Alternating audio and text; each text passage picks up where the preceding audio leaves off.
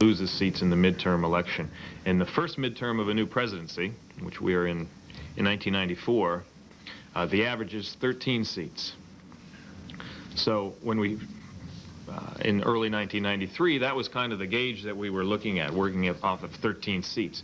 From 13, it grew and grew as President Clinton fell and fell. The prospects for Republican gains have grown and grown. So that the political environment is as good for Republicans right now as it has been in generations.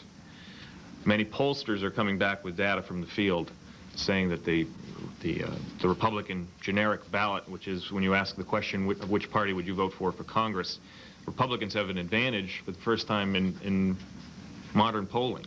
Usually the Democrats have an advantage on that generic ballot question. In 1992, Democrats had a 4 or 5 point advantage. Republicans still picked up 10 seats in 1992. The public's approval of Congress is at a record low. That has continued to fall over the last few years.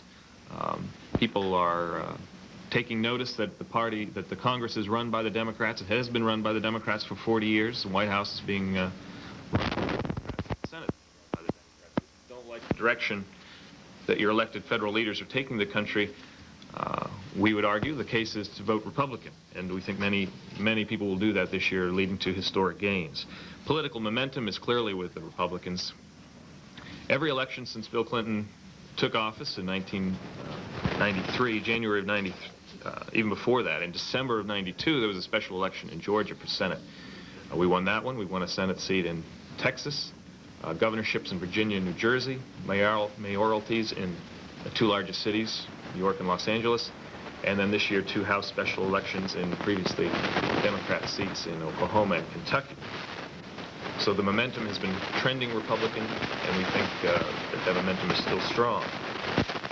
There are a number of factors leading into this, in addition to the traditional or historic midterm election trend, and that's what I refer to as the 3 R's: recruitment, retirements, and redistricting. Republicans had an excellent recruiting year, and that is, of all the things that we do at the national committees, I think David would agree with us, with the exception possibly of handing out money to campaigns. The recruitment is the most essential and can make the biggest difference. It takes good candidates to win elections. We feel very pleased with the candidates that we are fielded this year, from all walks of life, from business, from elective office, several doctors and sports heroes, and across the board we have an excellent crop of candidates running in open and challenge seats across the country. So that's recruitment. Retirements. There are 50 open seats in the Congress right now, 30 Democrat, 20 Republican. So by that ratio, the Democrats have more open seats to defend, and we have more open seats to go after. Open seats will change party on the hands of 40% more likely to change party control than incumbent seats. So if you have a Democrat open seat, it's 40% more likely to change hands than a seat where there's a sitting Democrat. In addition to that, many of these open seats, about 15 of them, 15 of the 30, half of the Democrat open seats are in the South, from Virginia, Florida, west to Texas. In that region is widely seen, and we see it as the most fertile ground for Republican gains this year in the South. That is where Bill Clinton is doing the poorest. It is where our candidates are currently doing the best. Redistricting. Redistricting was the story of 1992 after the census and realignment in 1990. However, not all of the gains that will come out of that map of 2 years ago were seen in 1992. We will continue to see redistricting gains throughout this decade. For the first time in really since, well, in decades, the redistricting that came out of 1992 was fair. It was, in many cases, the maps were drawn not by politicians, but by federal courts. And we got fairer maps than we saw in 1980 and in the past. That gave us gains in California and Michigan, Florida, other areas across the country, and we will see the benefits of the fair redistricting throughout the decade as more senior incumbents and Democrats retire. We look for redistricting gains this year in Michigan and North Carolina, as well as California. The other R that I'd throw in is resources. The funding of the two committees, the National Republican Congressional Committee and the Republican National Committee, are teaming up on these races, and will have between $8 and $10 million to put directly into House races. That process has begun, and we will be distributing those funds to candidates in the campaigns right up to Election Day. So we feel very, very competitive in that regard in putting in the resources into the specific campaigns. And as I mentioned in the beginning, the Clinton factor is certainly at play. It's the factor that gets the most discussion, and I mentioned the South. Republicans will particularly benefit from a weak president, but we're also going to see pickups in the Midwest, Rocky Mountain West, and the Pacific Northwest. Washington State, as an example, where there are six seats currently held by Democrats, which are very competitive, and we're leading in the polls. Our candidates are leading the polls in 4 of those 6, and that's just an example of one state where the delegation is currently 8 Democrats and 1 Republican. We think we can turn that almost right on its heel. As far as projections, this is always the guessing game, and there are pundits who make money by going on television to make their predictions about the House races and the Senate races, and for the most part they've been in the general ballpark. They've been on the rise, but have been in the general ballpark of 25 to 35 seats. Most on our side will say that has a potential of going up to 40 seats. 40 seats, of course, is the magic number. To break 40 years of Democratic control of the House, we need to pick up 40 seats. The chairman of our committee, the NRCC, is Bill Paxson, Republican of New York, and Bill has said publicly that, and this was about a month ago, that he thought 22 seats would be around the range that we would pick up. I know he's since moved up. It was 3 Tuesdays ago, I guess, when Tom Foley only got 35% in his primary, and Mike Sinar was defeated in a runoff in Oklahoma. And that day, a lot of people really stood up and took notice that things were happening out there. And projections since that event have moved up considerably. Newt Gingrich says that the Republicans will pick up between 25 and 50 seats. So he's obviously an optimist, and for good reason. But even nonpartisan players in Washington, like Michael Barone, the writer for the U.S. News, says that the Republicans will pick up 10 seats in the South alone, and on from there. So we're very optimistic about the year, and I look forward to your questions on the specifics. I know this is you're all regional reporters, so we can take your questions on the various regions of the country and the state prospects after David's finished. Do you need me to? Yeah, I'll pass it.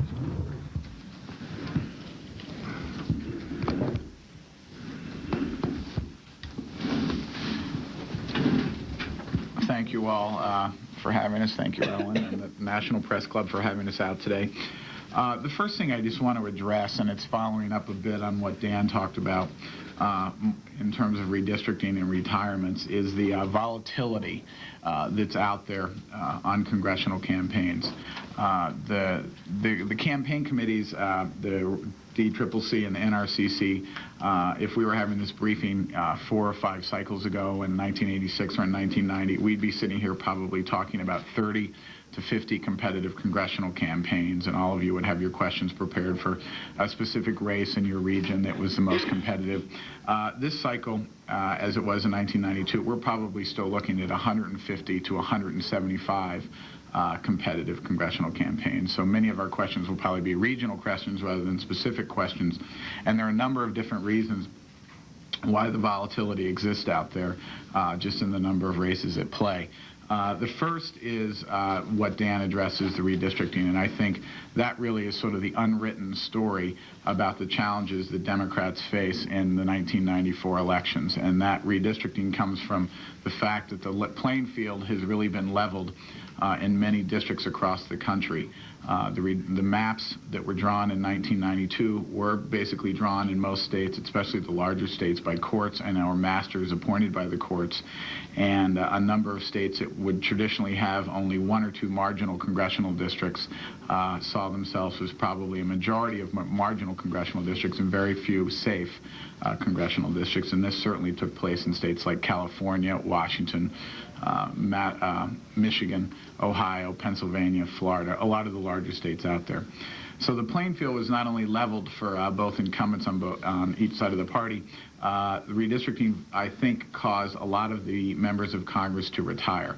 A lot of the open seats we saw last time, and especially this time, are based on a number of factors, but one primarily in a lot of states is the fact that the districts under these members got more conservative, and a lot of these people chose to retire this cycle and not run, leaving Democrats having to defend a lot of open seats, and they were not necessarily very democratic in their nature. In fact, in a lot of these seats, they lean Republican in their registration.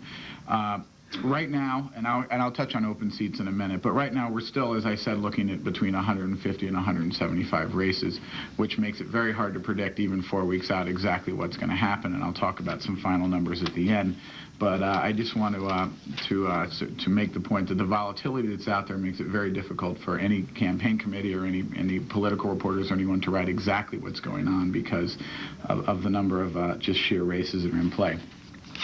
I'd like to talk about a theme or some things that have been happening over in the last couple of weeks, as I know we've met with most of you over the last 6 months, but there's one event that I want to point to before I get into the race. It's the Republican contract with the Republican leadership event that they had in Washington 3 weeks ago when the Newt Gingrich and Dick Armey and Chairman Bill Paxton had all the Republican candidates and all the Republican incumbents primarily gather at the steps of the Capitol and sign a contract with the Republican leadership. We see this as a real opportunity for us. What was sort of strategized, I think, by the Republican leadership would be one sort of component of their fall election strategy. Has now turned out to be a real boon for some of our Democratic congressional campaigns. We sort of look at it as that this is one element of their campaign strategy, which we at this time probably do not think will win one or two specific races for the Republicans, meaning that not one Republican campaign will probably win an election because they signed this contract with the Republican leadership. On the other hand, given the way this issue is breaking for us right now, we can probably point to maybe 3 or 4 elections where Democrats will actually win campaigns because of the contract with the Republican leadership. And as many of you following the story know, that this contract is basically is sort of a campaign election year gimmick of sort of a big package of tax cuts for the wealthy, promises to balance the budget while at the same time devastating cuts in Medicare and Social Security.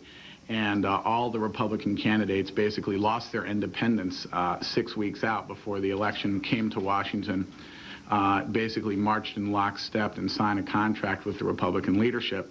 Later that night, they all attended a big fundraiser where they were, attended a fundraiser here at the downtown where campaign funds were raised for the party committees. A number of different candidates have talked about that they'll be getting max-out contributions from the campaign committees following that event, and we find this is a very good opportunity for us, and a number of our campaigns around the country are already starting to use this issue. I also think the press on the contract has been sort of almost one way against it. The editorial boards and articles from regions from every part of the country have said that this is an election year gimmick. The numbers just don't add up. It could potentially, cost $1 trillion, add $1 trillion to the deficit. That the promises about tax cuts for the wealthy, more cuts in Medicare and Social Security is old politics. It's taking people back to the past, and that the Republicans are just putting out their election year new ideas in too late, in a bad fashion. So that's one advantage we see that's over the last 3 or 4 weeks it's really turned to our advantage. The other place, another place where I think things are going extremely well for us, and Dan mentioned the open seat prospects, is our candidates in open seats. We think we have the quality, strong candidates running in our open seats. Recruiting is very important to this committee. This committee focuses on races that we can win. We focus our time and resources in recruiting on seats where Democrats have a shot at either keeping a Democratic seat or taking a Republican seat. That's where we put our energy, and that's certainly paid off for our open seat candidates around the country. And I would point to the South primarily. I mean, the gains that Republicans are going to make in the South in congressional elections at this point, I think, are overrated. We obviously still have 4 weeks for the campaign cycle to play out. But given where we stand in 5 or 6 races in southern seats, we are very happy with our positioning there. We have polling numbers in the Mazzoli open seat in Kentucky, in Jamie Whitten's seat in Mississippi, in the Hutto and Baca seat in Florida, in the 2 North Carolina open seats, Steve Neal and Tim Valentine's seat, all showing our Democratic candidates either having a slight lead or within the margin of error. And given the much talked about demise of Democrats in the South, we think we're in excellent position there.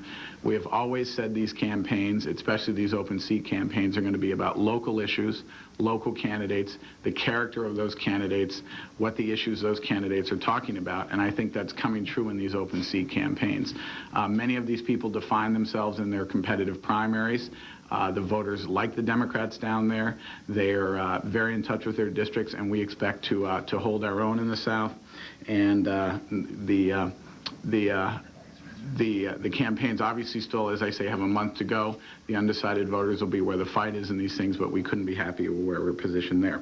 And I want to mention one race specifically would be Roy Rowland's open seat in southwestern Georgia, where our candidate Craig Mathis, son of the former member, is currently leading in the polls there by 41 to 28 margin in a recent poll that was done a couple weeks ago. This was a perfect example of a seat that people and pundits have been written off for 6 or 7 months. Congressman Rowland is very excited about our prospects there. We have an excellent campaign. Our candidate there, Craig Mathis, is very good on television. He works the local television news stories. He's out campaigning. He's running a traditional Democratic campaign, and I think we're going to have a very competitive race in a seat that most people would have thought we wouldn't have a chance in. Let me also say there are probably about 10 or 12 Republican open seats. One of the challenges, let me just step back a second. One of the challenges we really face is at the DCCC is the fact that of the 52 open seats, 30 of them, or 31 now, are held by Democratic incumbents. And that obviously puts an intense amount of pressure on us to hold seats that we already represent. And of those 30 or 31 seats, I would say only 2 or 3 of those would really be called safe seats, what the pundits would call safe or not really in play. So you, as a campaign committee, we look at basically 26 to 27 of those democratically held seats that we have to fight like crazy to keep. As I said before, we think the quality of our candidates in these seats are very good, and we hope we can hold our own on this. But a lot of the losses that this party will take this 1994 cycle are going to come from seats like this. And these are seats that we're going to lose not because that President Clinton or Newt Gingrich or the House leadership on either side of the aisle is going to influence these races, but these seats are going to be tough for us to hold just based on the registration and the political environment in those seats. Many of those seats, as I said before, are lean Republican in their registration. That's why some of the members are stepping down there, and that's where a large number of our losses will come just from those seats. And the 19 to 20 open seats that are held by Republicans, we have a good shot in 10 to 12 of those campaigns. Scattered around the country, we have very strong candidates running Republican seats. Bob Michael's seat in Illinois, we have a strong candidate, Doug Stevens, who's currently running neck and neck with in the polls with his opponent. We have a woman running in Fred Grandy's open seat in Iowa, Sheila McGuire, who's running an excellent campaign. In Tennessee, we have a real shot at taking Don Sundquist's seat. Sundquist, as you know, is running for governor, but that's a district that is about 50-50 in its registration. We have a strong candidate there. In Pennsylvania, we have great opportunities in both the Santorum open seat in Pittsburgh and also in Erie. In Tom Ridge's open seat, our candidate Bill Levins is exceeding all of our expectations and running a very solid campaign. You all know about Patrick Kennedy's race for the Makeley seat And there are a number of other seats around the country, but I'll focus on 2 in California that I think are important. Steve Clute is our nominee against Sonny Bono in the Al McCandless open seat down in the Palm Desert area of California. We are currently running neck and neck with Bono in a district that leans Republican by a few points. We think we have a very good shot at taking that Republican seat and moving up the coast to the Santa Barbara district in Michael Huffington's open seat. The seat he bought for $5.3 million last cycle, he's abandoning to go for the U.S. Senate seat at a much higher price, I'd note. But he is not running all that well, ironically enough, in his own congressional district, but our candidate in the open seat there, Walter Capps, is also very strong. We have a very good shot at a seat that's more Democratic than most people think in California. So I think the open seats is one of the places where our candidates are doing very well. It's one of the places that Chairman Fazio has encouraged us to put a lot of attention and resources during this election cycle, and we feel very comfortable with our situation there. Let me say one thing about New England. Since many of you have sat down with folks at our committee, we've had a lot of primaries in New England, and there have been a lot of late activity there, and I'd like to focus on some of our opportunities there. First and foremost, 3 Republican incumbent members of Congress lost in primaries 3 or 4 weeks ago. Helen Bentley and Ron Makeley were obviously bumping up to higher offices, but those are important in congressional campaigns as well. Both Bentley and Ron Makeley were leaving open seats where Republicans thought they had a shot at keeping those seats. We think the fact that they're not on the ballot will enhance our chances of winning those seats. Obviously, Patrick Kennedy is very strong in Rhode Island, but our candidate Gary Brewster in Maryland, too, Helen Bentley's open seat, certainly has a better shot now that Mrs. Bentley's not on the ballot, helping turn out in that district.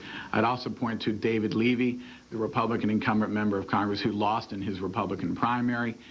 He had a very competitive race against an assemblyman named Dave Friesa.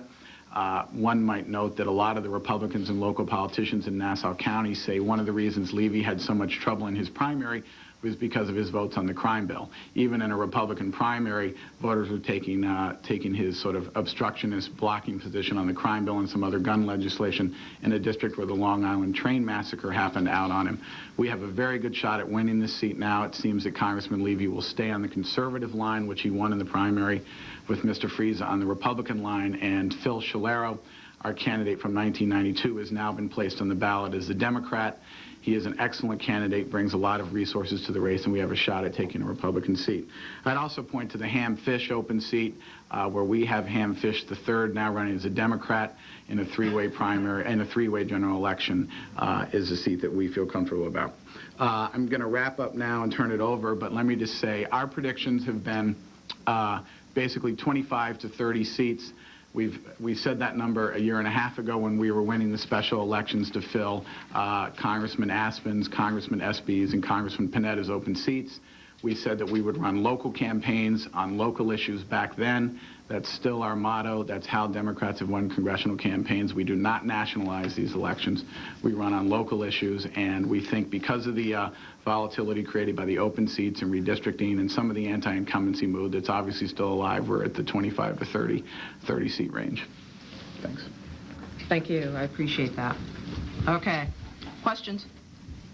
Could you two gentlemen comment a little more about redistricting, and particularly in the South? What I'm curious about is the creation of the minority-majority districts. What does that mean for Democratic prospects in the South? It meant, new minority lawmakers in '92, but what does it mean in the long term, both from the Democratic point of view and the Republican point of view? Who's going? I'll go ahead. Well, first of all, our committee has been very supportive of the minority-created districts. We continue to be. A lot of new African-American lawmakers were elected in '92, and we expect them to be reelected this cycle. That's a situation which we will work to keep those minority districts in place there. In terms of the other redistricting situation down there, it's not unlike other places in the country. Basically, in a lot of states where maps were drawn in the past by one party or another controlling the state house in back rooms per se, where many safe districts were drawn for either party, like 5 safe districts were drawn for Republicans and 5 safe drawn for Democrats and 1 or 2 were marginal. what we find now is that the districts were drawn by courts or people that really had no eye to partisanship, but more were looking at how many people live in the district and tried to divide it evenly amongst registration, which just creates competitive congressional districts.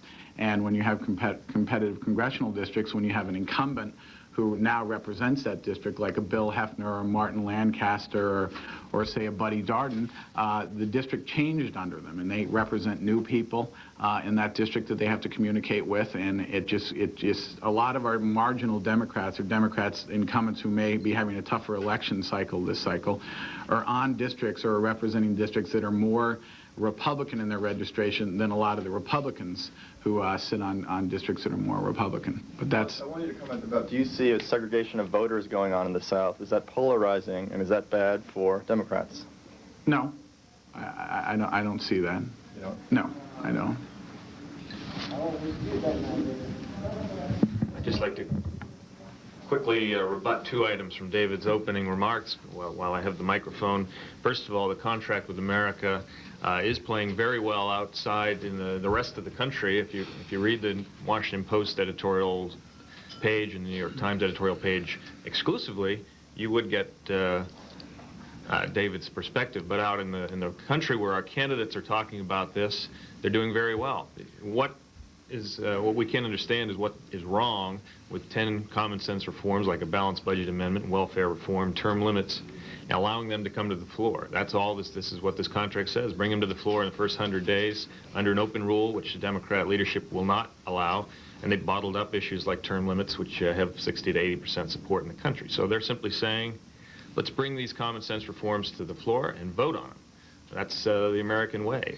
As far as the scare tactic of Social Security cuts in the contract with America, that's simply campaign season rhetoric. It's really despicable attempt to scare seniors, and it is absolutely not in the contract with America. And I'm sure you'll see more of this Social Security scare coming from the Democrats as we get closer to Election Day. The thing that should really scare seniors is that Ross Stankowski and Bob Kerrey and Marjorie Mizvinsky have had a summit a couple of weeks ago, and they're proposing a 20% cut in Social Security. These are real sitting incumbent members of the United States House and Senate who are proposing this, and that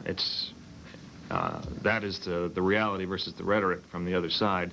As far as one comment David made on the South, which is that Democrats are in the margin of error in all of these open seats. That's, really a dog bites man story. These are Democrat seats. The news is that Republicans are in the margin of error or ahead in these currently held Democrat seats. So we are going to do very well in the South. On the issue of redistricting in the South, what we saw from 1992 with the Voting Rights Act, we saw a lot of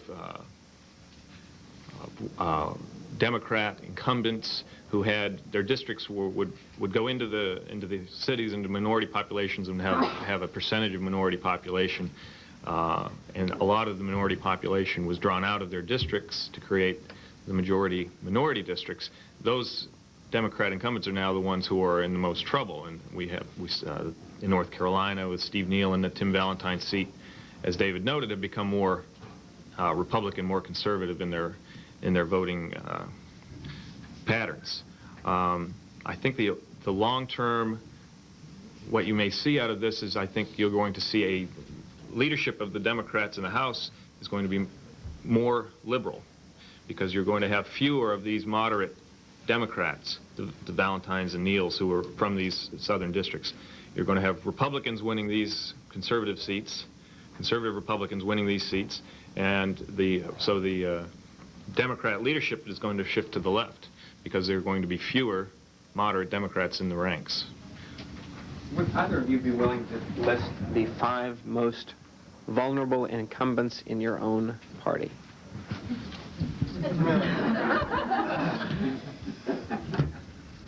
I'll list 5 of Dan's, and I'm sure he'd be happy to take a shot at. Yeah. Okay. What did on the contract seats that you mentioned? Mm-hmm. What are the 3 or 4 seats you think the contract's going to play a decisive no role? specific ones, but let me just use that question as an opportunity. I have 2 parts. And the other part of that is, Dan, can you tell me, I know the Democrats are going to use the contract in their TV if they're not only using it. Can you tell me if any Republican candidates are up on TV with the contract? Let me answer the first part of that question, and especially in response to the charges about Social Security and Medicare. We already have 3 cases, I think, that I know of, and maybe more, specifically on the Social Security issue, where Charlie Norwood, Don Johnson's opponent, not only said that I don't understand what the cuts are in Social Security in the contract, I'm not familiar with that. I do support cuts in Social Security and looking at reforming that program. That's something he's going to be dealing with, obviously, for the next 4 weeks in that district. Bart Stupak's opponent is not really comfortable with some of the cuts in Social Security in the contract. In fact, he has said on the record that there may need to be more Social Security cuts. So the Republicans have at least given their candidates an opportunity to go further on Social Security cuts. And Longley, Jim Longley up in Duke Trumbull, campaign in the 1st district in Maine open seat has admitted on the record that the numbers don't add up. We don't know how we're going to get to the balanced budget, more tax cuts for the wealthy, and without cutting Medicare and Social Security. So there are 3 or 4 examples already of where Republican candidates have taken the opportunity to go even further than the contract numbers add up and say they're willing to cut entitlement programs. I think there are a number of seats you might want to look at. I think Sandy Sands in North Carolina has challenged his opponent in a debate last week. He was with Richard Burr on the stage. This is in Steve Neal's open seat, and our candidate was basically taking Richard Burr to task for going to Washington, losing his independence, signing a blood oath with the Republican leadership for more tax cuts for the wealthy, devastating cuts in Medicare and Social Security, a big budget exploding deficit package, and getting paid off $60,000 by the Republican campaign committee to attend this contract signing. And at which point Burr stared across the stage at Sands, the way it was reported back to me, and said, "Sandy, you're just not being honest with the voters. I'm only getting $55,000. So, I mean, I think that there are situations like that that certainly obviously play into our hands now that they've created this contract with the Republican leadership.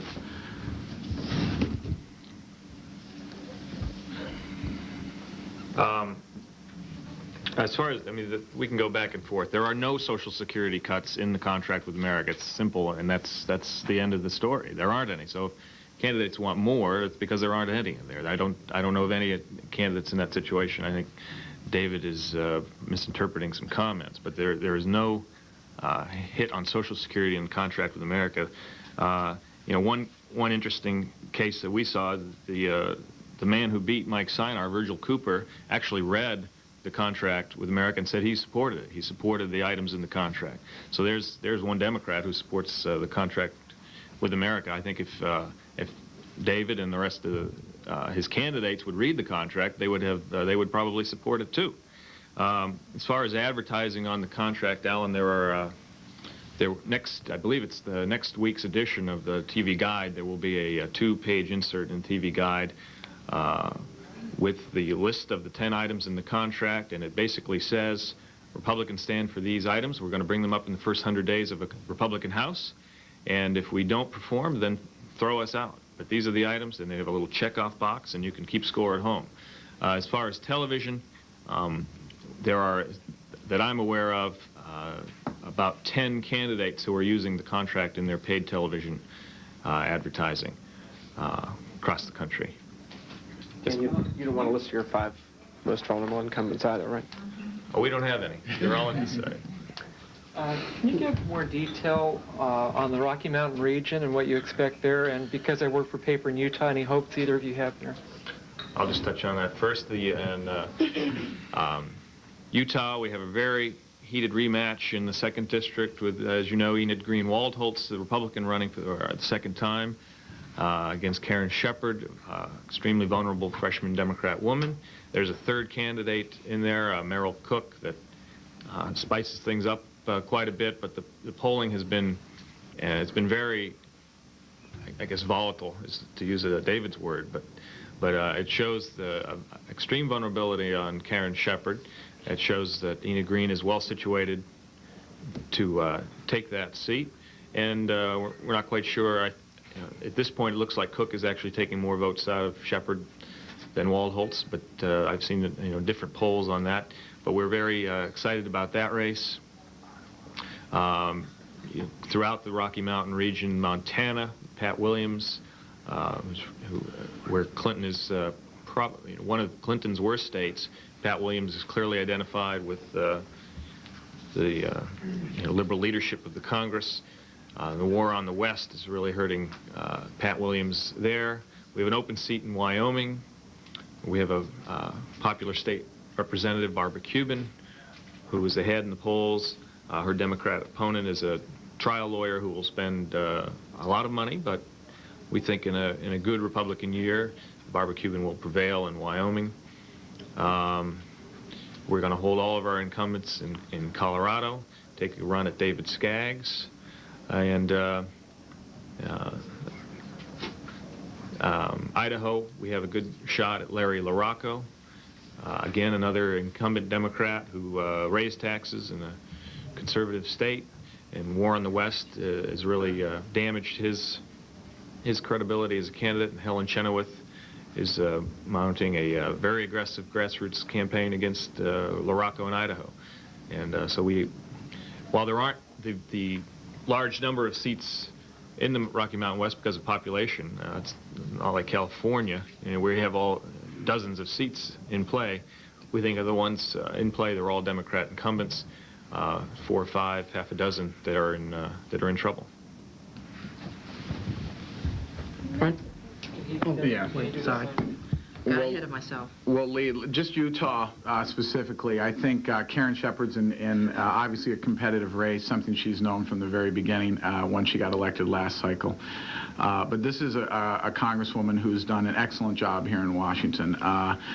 You can look at her record. She's someone who ran a campaign on promising to come to Washington to try to reform the system. She's clearly accomplished that goal.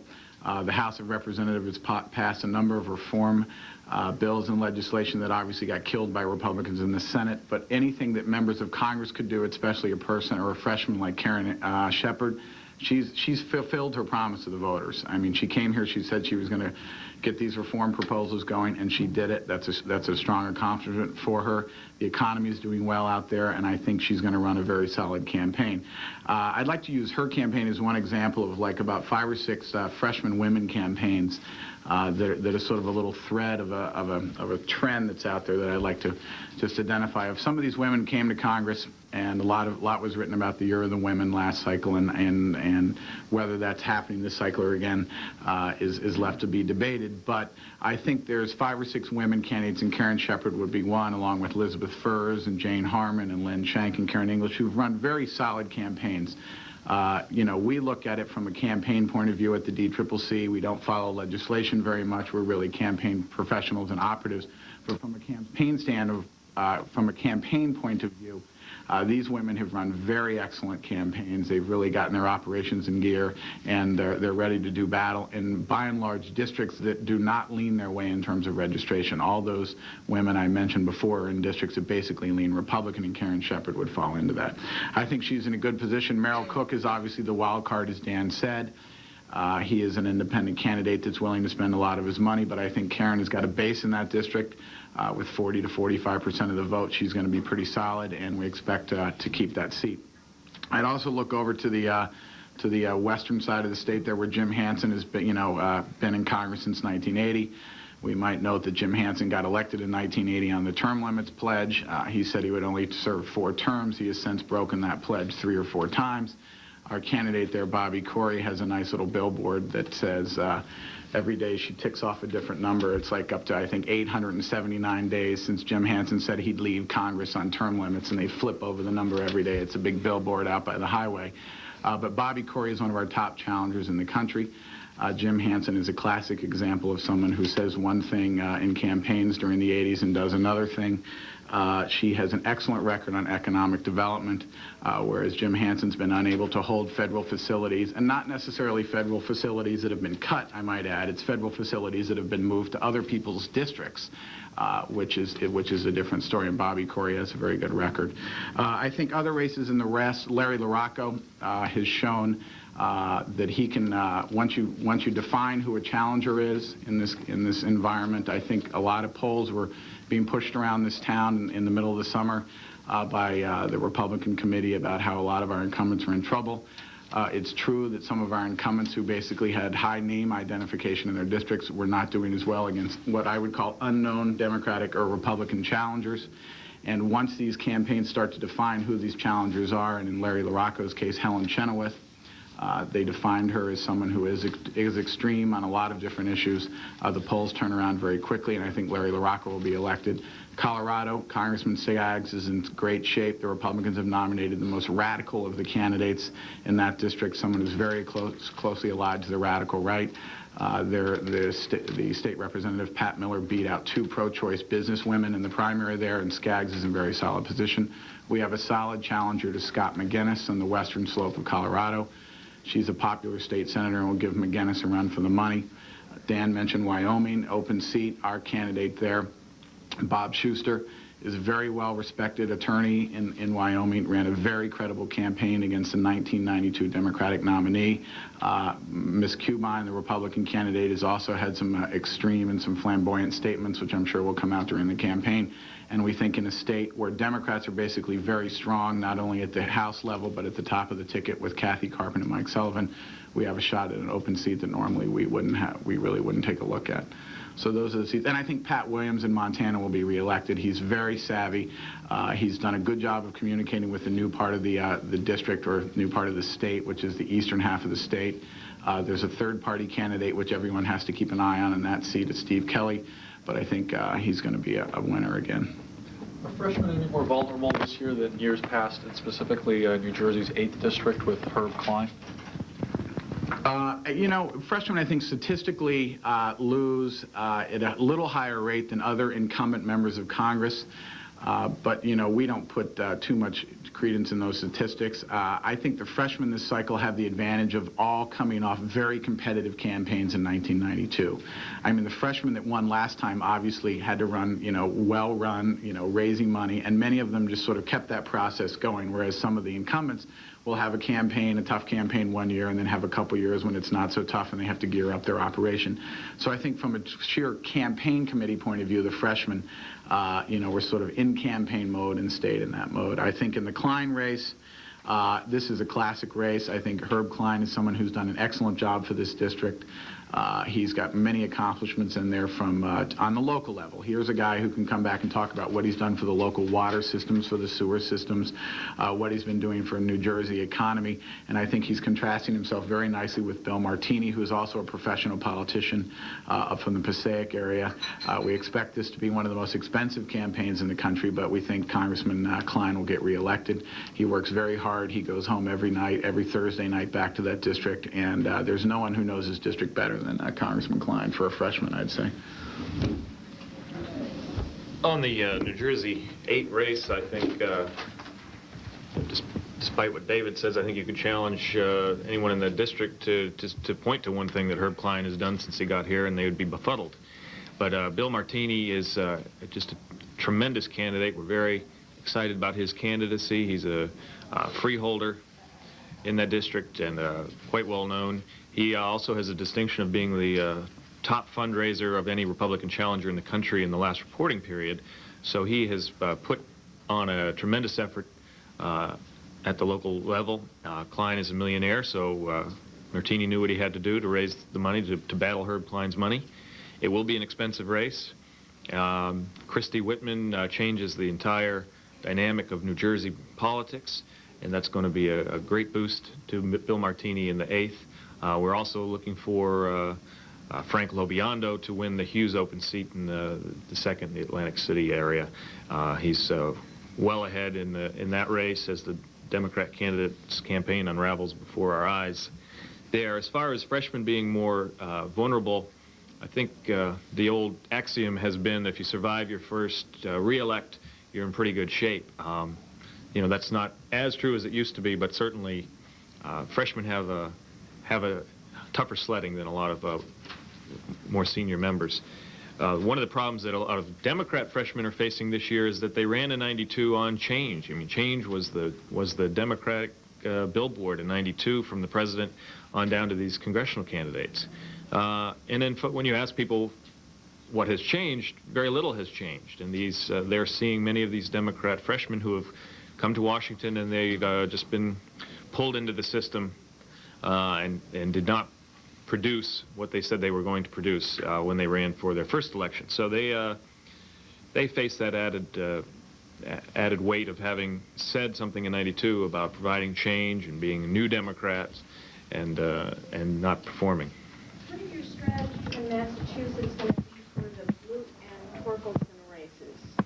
I'd like to hear from both sides. I think, frankly, when we early on in the election cycle in 1993, the two freshman Republicans from Massachusetts, Peter Blute and Peter Torkelson, were seen in both committees as two of the most vulnerable Republicans.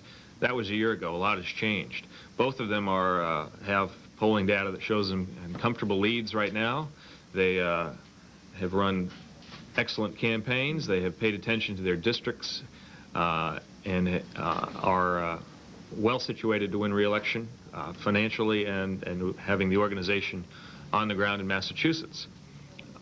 Bill Weld has a 40-point lead in the governor's race. It's the highest that I've seen around the country, and that can only obviously help the two congressmen from Massachusetts.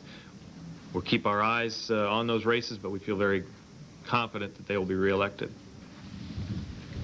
Tammy? The Democratic response? I think these are, Dan said it, these are two of the most vulnerable Republican incumbent freshmen out there. It's important to note that neither of these gentlemen really actually won these elections in our eyes as much as probably the Democratic incumbents lost their elections last time. Both of these districts lean Democratic in terms of their registration. Starting with the Blute seat in the southern half of the state, our candidate, Kevin O'Sullivan, I think surprised a number of us by how strong he ran in the Democratic primary. Ran a very aggressive field operation. Here's a gentleman who has an excellent record of reform in the state legislature. He's not taking any political action contributions, as a number of other members in Massachusetts don't. He has an excellent contrast with Peter Blute, who I think has racked up over $800,000 or $900,000 in campaigns and primarily PAC contributions. It's going to be a tough district to communicate in terms of the media there, and I think O'Sullivan's ground operation cannot be underestimated, and we think we have a great shot at Peter Blute. Up on the North Shore, our candidate there, we couldn't be happier with. It's someone we worked with from the very beginning in this election cycle. We were recruiting this district. John Tierney is an attorney from Salem. He is not a professional politician, ran a very savvy primary campaign against two other reasonably funded opponents. He's got the strong support in the city of Salem, and in a district that's a lot more cohesive than the southern district, the North Shore. His name ID is very high. He's well positioned coming off the late primary. We think Torkelson has obviously made some stumbles on the crime bill and some other votes up there, and I think we have a very good shot at beating Peter Torkelson because of the strength of our candidate Tierney in that race. We're pretty happy with our situation there. What about the Connecticut 2nd and 5th? How much trouble are the incumbents in there, and how much will you be pumping into the challengers for your respective challengers in those races? I think Sam Gageson has really turned his operation around. I think in his seat. I mean, this is a seat that was very close last cycle. Ed Munster has basically become a professional politician. He has been running now for 3.5 years. He never stopped running. So the voters, do not really have that much of a choice there. We have a guy, Sam Gageson, who has literally delivered for this district, whether it's electric boat or all the other incubator small business projects that he's brought into that district. He has really solidified his base. He'll certainly be helped by the third-party candidate on the ballot there. And I think, as I said, Ed Munster has had nothing to say except for that he's not Sam Gageson for 3.5 years. And that operation is very strong, and we feel confident there. And the Gary Franks seat, we think we're going to win it this cycle. Last time, we obviously had some problems with the third-party candidate running and taking some of the Democratic vote. Franks, I believe, was still held well under 50% of the vote last time, and it was two Democrats who divided the rest of the margin. This time, we only have one nominee, Jim Maloney, who we feel is probably the strongest nominee we've really had since the seat was opened in 1990. Maloney comes from the Fairfield County, the southern part of the district, which is where Democrats usually go to die in elections here. He will be very strong from that end of the district and should run well in the more Democratic parts. He'll be well funded. It's a race we're going to be involved in. Gary Frank continues to have ethical problems, and there are plenty of things in the city of Waterbury and in the campaign that will come out. And I think we got a great shot there. Notwithstanding that Roland's on the ticket. On the gubernatorial ticket, that may help them a little bit. On the other hand, Joe Lieberman is on the top of the ticket for us, and he runs incredibly strong in this district. If you want to talk about professional politicians, Sam Gadenson is the poster boy there. He's been in Congress 14 years, I believe. Tom Foley's campaign manager for his speakership. He'd probably be better off if he went to Washington and ran the Speaker's re-election campaign out there than running his own re-election. Another similarity there, recent polling has Gadenson's re-elect at 31. The new person question gets 51. So he's in trouble. Clearly, he outspent Ed Munster 9-1, $1.1 million. He spent 92, even though he's the father of the $600,000 spending cap. He disavowed his own preaching on campaign finance, spent $1.1 million to Ed Munster's $150,000 in 92. There's nothing wrong with running for 3 years. If you lose by 51-49, keep running, and that's what Ed Munster has been doing. We think that's a positive. We think he's going to win this seat this time.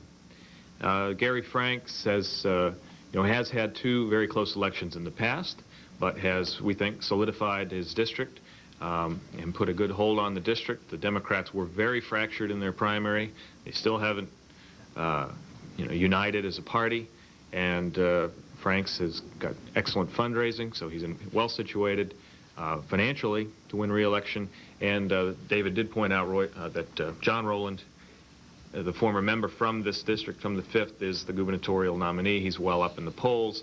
They will do very well. There'll be a great Republican turnout effort in Rowland's district, and we think that is the prescription for re-election for Gary Franks.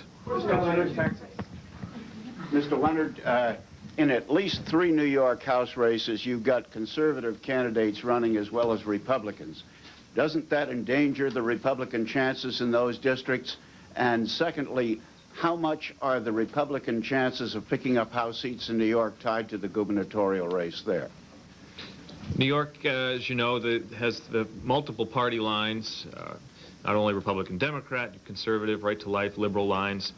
We have 2 races, anyway, where that is a scenario, that being the Fish open seat, where Joe DiAguardia, former member, is on the conservative line, has not really done anything since the election. He'll probably get single-digit support. Sue Kelly is ahead in the polls, even in the 3-way polls. She is the Republican nominee. She's getting great support from the Republican Party here in Washington. And when people realize that the ham fish on the ballot is not his father and that he's a radical liberal, there will be the people will vote for Sue Kelly. The other district, probably referring to, is on the island, where there's Dan Friesa is the Republican nominee, and we're supporting Dan Friesa. He beat David Levy by about 75 votes in the primary. The courts are still looking at that as last I heard today, they were actually going to make a decision on whether there would be another primary on the Republican side. There's still a question mark about that seat, but it's a good Republican district. It was Ray McGrath's for a dozen years. Phil Shalero is the all-time carpetbagger who works for Henry Waxman from Los Angeles on the Energy and Commerce Committee, goes to Long Island, gets out a roadmap, finds a district, runs in 92, loses, comes back to Virginia, buys a house, lives in Virginia. Now this situation, he goes back to New York to run again. So, I mean, that people know that, and it doesn't play well. Cuomo is certainly not helping any of the Democrat candidates in any of the competitive seats in New York. He's hurting them. In Maurice Hinchy's district, Louise Slaughter's district, George Hochbruckner on the island. These are all districts where George Pataki will run very well and will beat Mario Cuomo. And if, you know, a number of these candidates, like a Hochbruckner or Slaughter, who used to work for Cuomo, Lowy, who worked for Cuomo, are going to be tied to him, and that's not going to help them this year at all. On those three races, first I'd like to just address the Fish race. This is an example. I have a clip here, not from the Washington Post or the New York Times, but from the Reporter Dispatch from Ham-Fish District in Westchester County about the contract where the Republican candidate Sue Kelly has lost the support of the pro-choice groups in the district because a little-known fact in the Republican contract, which Frank Luntz didn't write much about in his polling memo when he and Newt Gingrich's people sort of crafted the contract, is that the gag rule would be repealed and other choice issues were involved in this. And now that the Republican pro-choice groups in this district discovered that that was in the contract, they've repelled their support of Sue Kelly, and we think that further sort of endangers her chances of winning. Joe Diaguardi, the former member of Congress, not only has the right to life line, but the conservative line. He's very competitive in polling, and our polling shows he's very competitive. We think Sue Kelly doesn't really have much to stand on, and Joe Diaguardi continues to remind voters that she's really a Democrat in Republican clothing, and we think Ham-Fish will be elected in this seat. I talked earlier about the Levy open seat where Phil Schiller is running an excellent campaign. He grew up in this district. He spends a considerable amount of time there. We are very competitive. We hope that Mr. Freese and Mr. Levy continue to have court battles and not run their campaigns while our guy is out there raising the resources and knocking on doors. And we think the third-party candidates in New York would certainly help. Cuomo, I think the race for governor is bigger than a congressional campaign in New York. I don't think there's much connect going on there with voters in a state like that. Cuomo is obviously a figure on his own. I think that's an issue that transcends a local congressional race. We obviously see the polling that it's a very tight race in a lot of these districts, but these races are about local issues and local campaigns, and the New York Democratic Party is very strong. The turnout operations will be equally strong on our side, so we don't think that's much of a problem in our races. Talk about Mississippi, please, races down there. Due to throw the bums out attitude amongst the electorate. Okay. Mississippi, I think I mentioned the Witten seat. This is a seat where there hasn't really been a competitive congressional campaign in 40 years. In the northeastern corner of the state is the open seat left open by Chairman Witten. Bill Wheeler, our candidate, is a very strong legislator running on family values, traditional family values. He beat the sitting Speaker of the House in a Democratic primary, sort of in an unexpected win in the primary, and then won again in the runoff. He is ahead a couple, 3 points in our polling, and I think we're in a perfect position to win that seat. Wicker is sort of a Trent Lott clone in that district, is a legislator who has a number of different positions on some issues that will come out during the campaign. I think Wheeler, as I say, is probably one of our strongest challengers in the South. We expect to hold that seat in a district where I personally thought maybe 7 or 8 months ago we wouldn't have much of a shot. But just the strength of the Wheeler campaign and his ability to communicate with voters, and with a very, very extensive sort of grassroots organization down there, I think we're going to be competitive. I think Benny Thompson, who we won in the Mike Espy's open seat in Haley Barber's home district there, filling Congressman Espy's seat, will be fine in that district. He's got a challenge from a gentleman named Bill Jordan, who I understand Haley Barber's brother was briefly running the campaign. I don't know whether they're still there, but we always keep an eye on that seat because, one, it's a freshman who's only had a year and a half to solidify, but obviously the chairman of the other committee has access to funds that can move quickly, and we think Mike Park and Gene Taylor are just fine, and Sonny Montgomery as well. On the open seat in Mississippi, I don't know what the negative on being associated with Trent Lott is there, who gets incredible numbers in Mississippi and in that northeast part of the state, and that district does very well. But Roger Wicker, state senator, running very, very strong in that district. Wheeler, the Democrat, defeated the House Speaker Ford basically on the strength of his labor connections. He is very tied to organized labor that pulled out the vote for him in the primary. Obviously an asset in the primary. We think it's a detriment in the general election where those labor ties are not going to be an advantage to him whatsoever. So we think we're very competitive in this seat that, as David noted, has been in Democratic hands forever, and so we feel good there.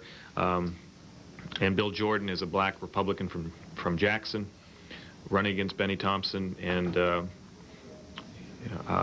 should give him a good run. What's the outlook in Texas? Texas is probably the most, again, to borrow a word from my friend, the most volatile state in the country right now. We have, if you haven't followed it, 3 Democrat incumbent members who are under an FBI probe. This was just broken over the weekend for taking illegal contributions and excess honoraria from a corrupt moving company and accepting free moves. That's Greg Laughlin, Bill Sarpolis, and Jim Chapman, who all are, I would say, in Laughlin and Sarpolis' case, were in very competitive re-election efforts anyway. They were basically in dead heats. Now they're, you know, have an FBI probe of their actions in the House. They took this gambling trip to Las Vegas, where they were giving gambling chips gratis from this moving company. It's really quite an ugly affair, and there'll be a lot more coming out on that. In addition to that dynamic which is going on in those races, we have close races elsewhere in the state. One of our best chances is Bobby Ortiz, who's a Hispanic American businessman in El Paso, running against Ron Coleman. Coleman only got 51% in '92 against Chip Taberski. Now he's got Bobby Ortiz, who's running an excellent campaign, and we feel very confident he'll pick up that seat. The Andrews open seat in Houston is very competitive. We have a very wealthy doctor, Eugene Fontenot, who is running strong against Lloyd Benson's nephew in that seat. We're also excited about the open seat in Austin with Joe Baylor, an African-American woman businessman, against Lloyd Doggett, who is a former Supreme Court judge there.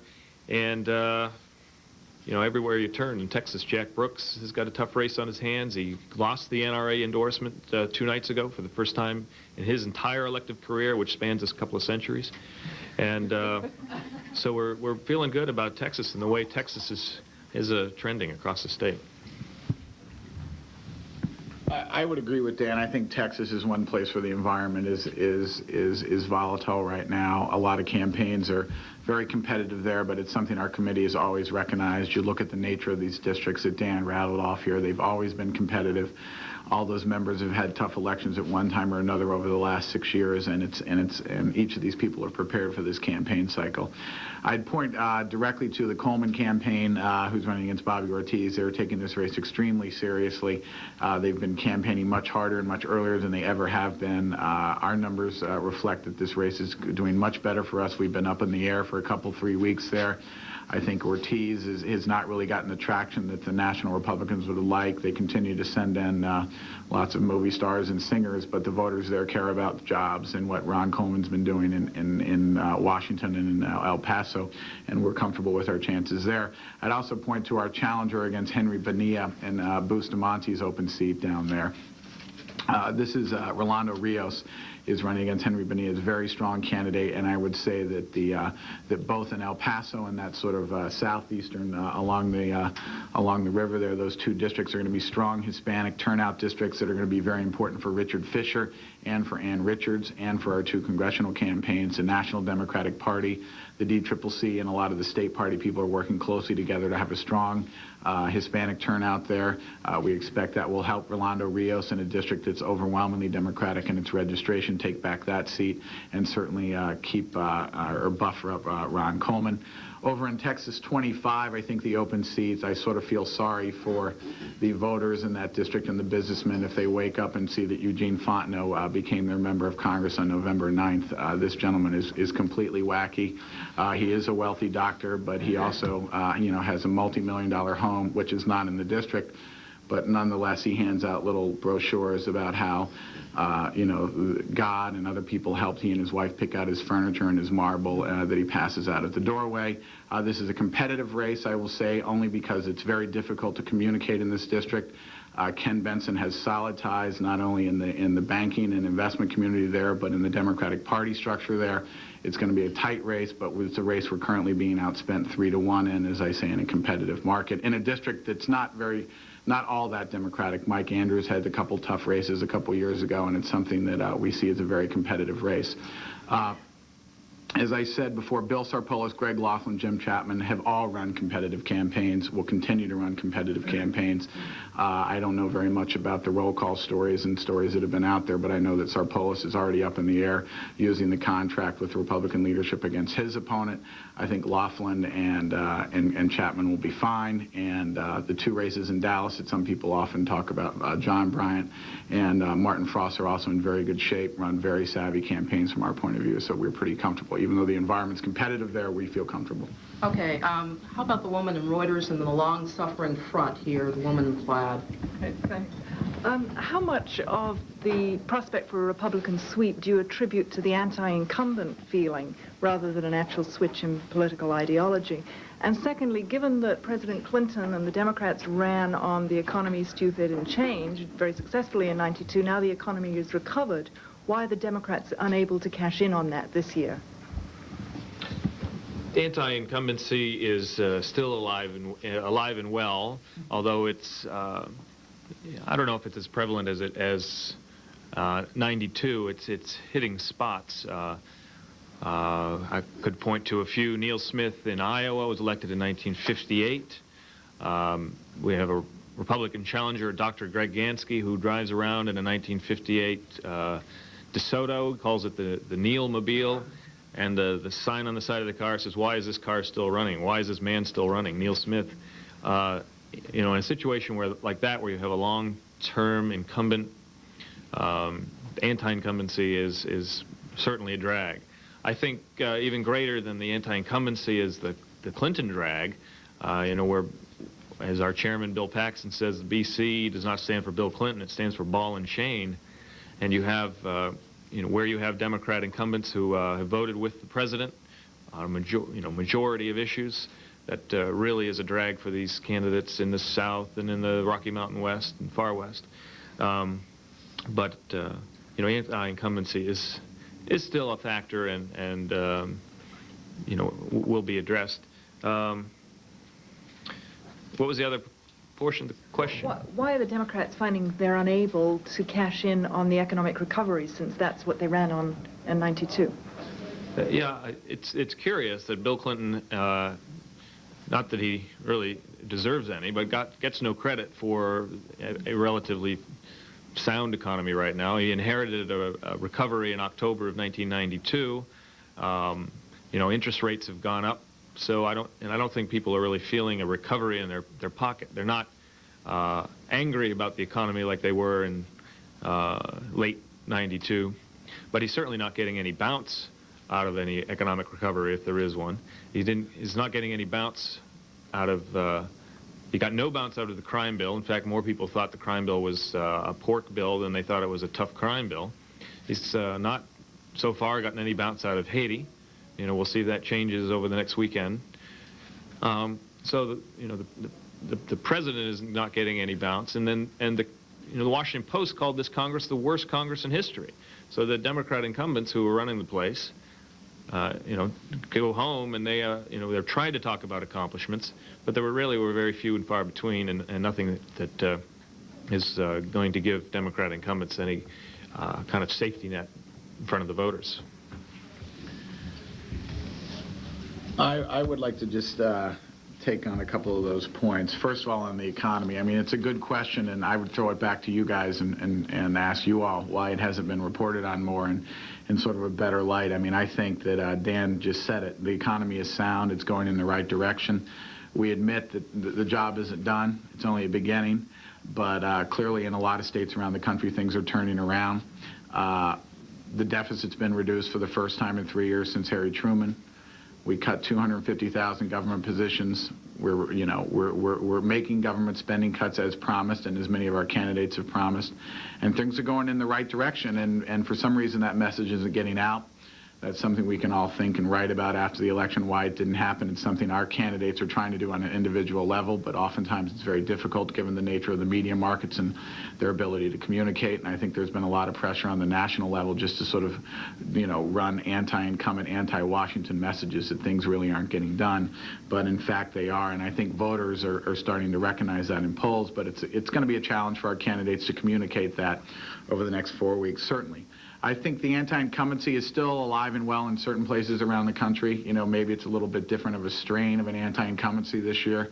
There's certain values and people thinking that people are out of touch, but I think it hurts Republican incumbents as much, whether it's Newt Gingrich, who's been in office for 17 or 18 years, or Carlos Moorhead, or John Doolittle, or John Myers, or Jim Hansen, or Don Young. I mean, these people are vulnerable to the same attacks, that they've lost touch with their districts and that they're not really delivering for their districts anymore, but they've sort of gone Washington. And I think you can expect some of our Democratic challengers to be capitalizing on some of the anti-incumbency mood that's certainly alive. I think in some places it sort of takes a different form each cycle, but I wouldn't pronounce it dead. So. Okay, woman in the front.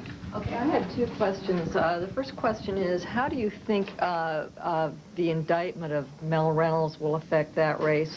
And the second question is, there's an area of central Illinois on up to the Quad Cities where the incumbents seem to be very well entrenched. They're not suffering from competitive races, and I'm talking about Tom Ewing and Lane Evans and Jim Leach. They seem to be immune to anything that's happened in Washington, particularly Lane Evans, who is from an agricultural district, yet he opposes GATT. He's very liberal, and there are agricultural equipment companies in his district who really need GATT. Why are these incumbents not suffering? Why are the races not more competitive there? Well, I'm not sure they're suffering. I mean, I think Lane Evans represents his district as well as any member of Congress in America. And I think Illinois is one state, I will say, though, probably had redistricting more in the old way than the new way. I think there are a lot of safe districts in Illinois. By and large, there are only 2 or 3 competitive districts, and that would be probably one state you might point to as an example of where the registration for the Republicans that are incumbents and for the Democrats that are incumbents certainly benefit those people. So that's sort of one state that was a little bit back on the old system as you look at it. And I would say the 2 competitive races there, the open seat, we have a very good shot at taking Bob Michael's open seat, as I mentioned before. Democrats have run well in that district. Michael had some tough races in the early 80s against Doug Stephen, who's now our nominee. He's a late closer. He runs very aggressive campaigns. Michael's chief of staff, Ray LaHood, is trying to run as an outsider, someone who's obviously been an insider in Washington for 15 or so years. We feel very good about our chances there. And then up, as you head up north, Sangmeister's open seat. Frank Giglio is our nominee in a district that's also difficult to communicate in because it's in the Chicago media market. He's running a very aggressive race against a sort of a more extreme conservative legislator, Weller, in that district. And this was a competitive district for Sangmeister to hold. It will be competitive for us to hold. But Giglio surprised some people in winning the primary, and I think will surprise some people come election day. He's running a tough campaign. Can you talk also about Mel Reynolds, how you think he will be affected? Mel Reynolds doesn't have an opponent. I mean, there's going to be a write-in candidacy. I think they've found one of Jim Edgar's lackeys to leave the government payroll and run as a write-in opponent. But this is one of the seats that there was no Republican filed. So, and I think Mel Reynolds will be fine. He obviously has some legal issues he's dealing with, but at this time he only has a write-in opponent. I'll just quickly respond on Illinois. The 3 sitting Democrats were indicted within 2 months period earlier in the year. Reynolds, Walter Tucker, and Dan Rostenkowski. It's true that we had no Republican filed against Reynolds or Tucker in California, for that matter, but we do have a write-in candidacy there. Hard to see how that will play out in that district. We are very encouraged by Mike Flanagan, who's running against Dan Rostenkowski in an overwhelmingly Democrat seat, but Rostenkowski's problems are famous, and everybody knows his situation. We have a shot there, we think. As far as moving downstate, we are the hot races that David pointed out are very competitive. We're ahead in both of them in the polls that we have in the Weller versus Giglio race. That's the old Sangmeister seat that Sangmeister could never win with more than 52 to 54%. And then Ray LaHood doing very, very well in the Michael seat. You know, Evans, you noted, has a very liberal voting record, and we believe is out of touch with his constituency. It is a very overwhelming Democrat registration advantage, which is difficult to overcome. Hard to say why some incumbents are being tarred with Clinton, while others aren't. But and you also mentioned Tom Ewing and Jim Leach, both of whom will win resounding re-elections. Can you take a look at the Indiana races? Sure. Indiana, we think we obviously have some protection to do there with some members that are sort of always traditionally have close races. You know, being the political director at this committee, we wouldn't want to have Frank McCloskey and Joe Long ever to have safe races, and certainly they're in competitive campaigns. But both of these people run very aggressive re-election campaigns. Both of those members are very in touch with their district. They're on the air with television commercials talking about accomplishments for Indiana, what they've done for their districts. And I think in McCloskey's case, his right-wing extremist candidate is one of the radical right candidates, premier sort of candidates that there came out of nowhere in a Republican primary to win. People don't really know what he stands for on many issues. He's obviously signed the contract, and it's something the McCloskey people are discussing with him in debates. The opportunities for us in Indiana outweigh what we have to do in protection, however. We will keep Phil Sharp's seat. Joe Hogsett is our nominee. He's up in a number of media polls by at least 10 points. He's running against one of Dan Quayle's one of Dan Quayle's operatives, a guy named McIntosh. Hogsett has raised a considerable amount of money, learned his lessons from some previous statewide campaigns, has been a very sound Secretary of State, has returned a considerable amount of money from his office to the state treasury. He's run his office very disciplined and is a fiscal conservative. And I think we're very comfortable with our position in that race. Keep an eye on our candidate J.D. Beatty against Steve Boyer. This is the old Jim Johnts seat that Johnts barely lost in 1992. Boyer is a candidate that really hadn't gotten his operation going on the Republican side. J.D. Beatty is a wonderful candidate, someone who we met a year and a half ago. He's the sheriff of Howard County. Is very popular there. He's been very involved in law enforcement and drug eradication in his area. He was very high profile in the crime bill, working not only with us but with people in Indiana and law enforcement peoples to lobby the delegation to support the crime bill. Boyer never ended up supporting the crime bill. I think Beatty did a survey of the 60 or 70 law enforcement officials around the state and within his district, and 95% of them supported the crime bill. And Boyer was clearly on the wrong side of that. And we think we have a good shot at that, at keeping that seat, or at taking that seat back from the Republicans. Do you like him better than Harmless now? No, thank you for mentioning that. Mike Harmless is also one of the best challenger races we've had in the country. He has raised a considerable amount of money. He's got an excellent story to tell. Here's a guy who, John Myers, talking about members in Congress who've been in Congress so long, appointed Mike Harmless to West Point, 25 or 27 years ago, and Myers appointed him to West Point back when Bobby Knight was still the basketball coach at West Point. So he got to play basketball for Bobby Knight as a military gentleman, and then came back to Indiana and still retains that friendship with Bobby Knight, who's obviously a folk hero there in Indiana. Myers is a small businessman who, when IBM pulled out of the town of Greencastle, Indiana, 6 or 7 years ago, really rallied the forces in that community, sort of turned the community around on economic development issues, was elected mayor of the small town Greencastle a couple times, has really turned things around there. He's got a great story to tell, and has certainly been taking it to John Myers on issues like perks, Myers' inability to do anything about balancing the budget. He's running a hard campaign on spending cuts, and look for that to be an upset. That's a campaign we've been talking about for a long time, and we feel very competitive in Indiana in general. I think Republicans will be a net positive in Indiana after the election.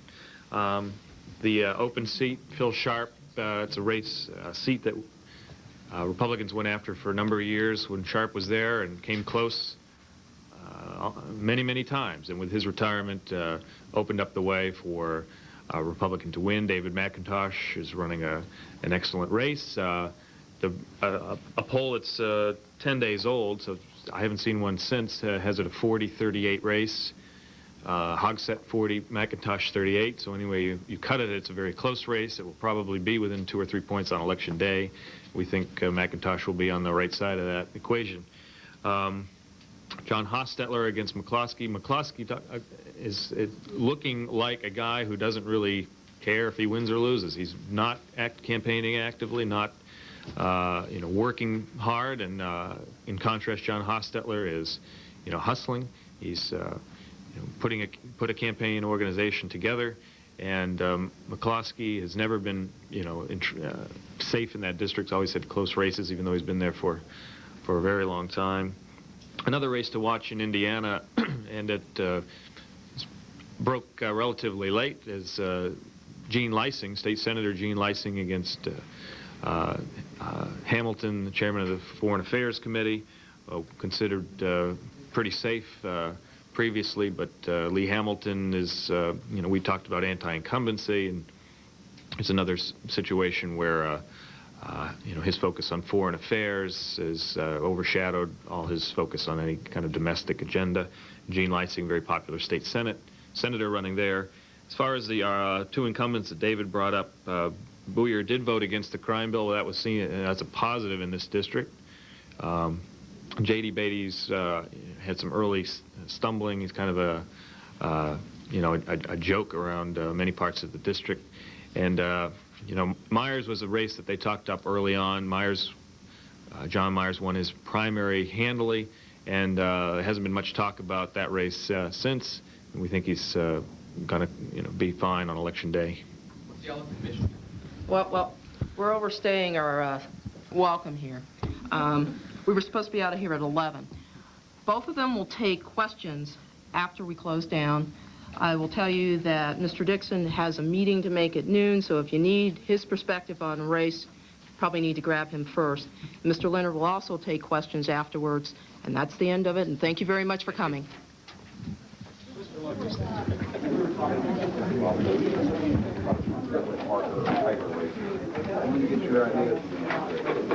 we're in interest of time, we'll try to talk about some of the real hot races. This forum, looking at the upcoming November elections, was jointly sponsored by the Regional Reporters Association and the National Press Club. Sundays on Campaign Almanac, we focus on the fall's key races around the country. We follow the candidates, look at campaign commercials, and talk to journalists covering the races. This week, a look at the 2 Senate races in Tennessee. Incumbent Democratic Senator Jim Sasser faces Republican Bill Frist. The other race is between Democratic Representative Jim Cooper and Republican Fred Thompson. Also, we follow the Senate race in Massachusetts, where Democratic incumbent Edward Kennedy is being challenged by Republican Mitt Romney. Campaign Almanac, live Sunday at noon Eastern Time, 9 a.m. Pacific on C-SPAN. And Monday evenings through November 7th, our viewer call-ins focus on Campaign 94. It's your chance to call with questions and comments about the fall races. The call-in begins Monday at 6:30 p.m. Eastern Time on C-SPAN. Friday evening, see a debate between the candidates for U.S. Senate in Pennsylvania. Incumbent Democratic Senator Harris Wofford faces Republican Representative Rick Santorum. Our live coverage of the Pennsylvania senatorial debate begins Friday at 7 p.m. Eastern Time, 4 Pacific, on C-SPAN, the network of record for Campaign 94. Congratulations to the winners in C-SPAN's 1994 National Student Essay Contest. They responded to the statement, "I think it's important to study the Lincoln-Douglas debates because..." Mary Hu of Gahanna, Ohio, is one of our 7 winners. Mary attends Gahanna Lincoln High School and had this to say about the impact of debates on voters. The concept of an exchange of words and ideas continues today in the political world as well as the academic one. With the appearance of television, political debates made a strong comeback. These debates have left strong influences upon the American voter as it had in 1858. Voters have made many decisions on presidential nominees based on their performances during debates heard on the radio or seen on television. Congratulations, Mary Hu of Gahanna, Ohio, and to each of the essay contest winners. Stephen Hendershot of Holt, Michigan, Mandy Hill of Morgantown, West Virginia, Bart McFadden of Jonesboro, Tennessee, Jay Sears of Media, Pennsylvania, Chris Gualberto of Quincy, Illinois, and Brian Mims of Lake City, Florida. As part of our 15th anniversary celebration, C-SPAN is covering reenactments of the historic Lincoln-Douglas debates, live from the 7 Illinois towns where they originally took place in 1858. See the next and final debate reenactment Saturday, October 15th at 1 p.m. Eastern Time in Alton, Illinois. Sunday on Book Notes, Cheryl Wudun discusses writing a book with her husband. When he went to Beijing University and he would do interviews, students knew that he wasn't a spy. But they weren't always so sure. But there were other times when they didn't want to speak to a foreigner. They didn't want to get caught with a foreigner. And so I could slip into their home.